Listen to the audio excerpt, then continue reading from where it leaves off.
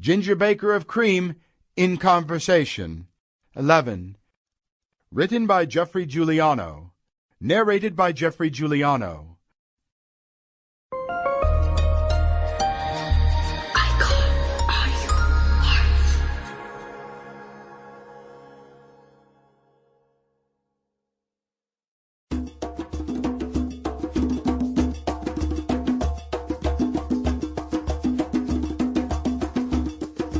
Welcome to Ginger Baker in Conversation.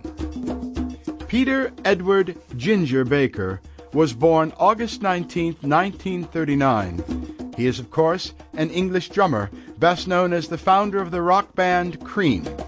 His work in the 1960s earned him praise as rock's first superstar drummer, although his individual style melded a jazz background with his interest in African rhythms. Baker is credited as a pioneer of drumming in genres like jazz fusion, heavy metal, and world music. Now, Baker began playing drums at age 15 around 1954, and later took lessons from Phil Seaman. In the 1960s, he joined Blues Incorporated, where he met bassist Jack Bruce.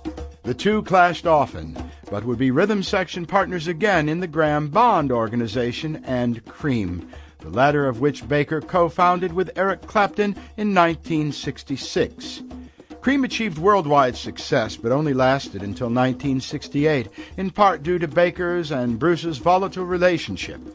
After briefly working with Clapton in Blind Faith and leading Ginger Baker's Air Force, Baker spent several years in the 1970s living and recording in Africa, often with fellow Ransom Kuti, in pursuit of his longtime interest in African music.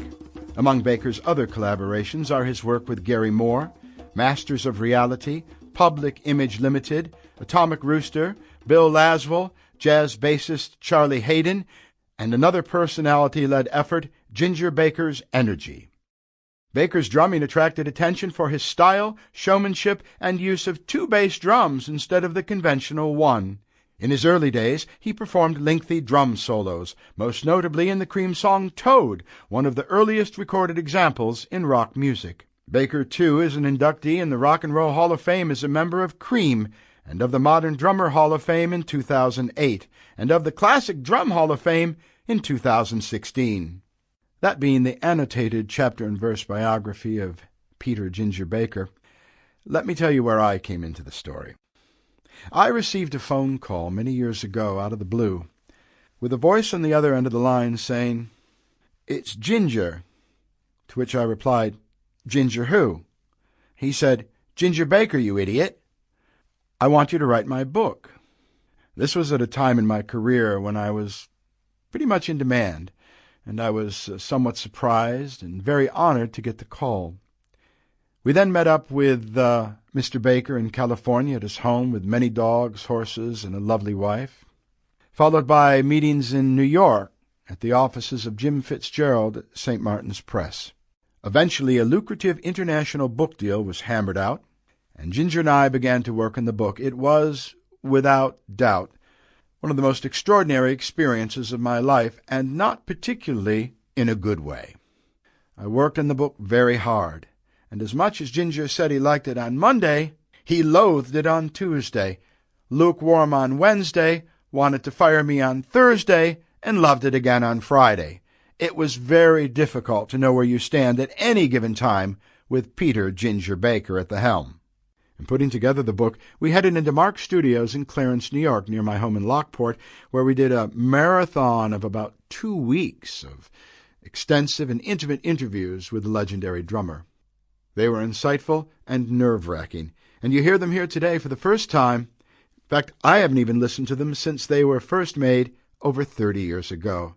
The tapes, since first recorded, have traveled with me all over the world, under the bed in Thailand, in a closet in Oregon, locked up for years in Billings, Montana, finally to be recovered, retrieved, and transferred from the deteriorating DATs onto a hard drive in 2017 in Milan, Italy, by my good friend Alex. Despite the sheer volume of the tapes involved, it was a kind of King Tut's tomb of rock history annotated by the great Ginger Baker. To hear them today is a rock enthusiast's wonder.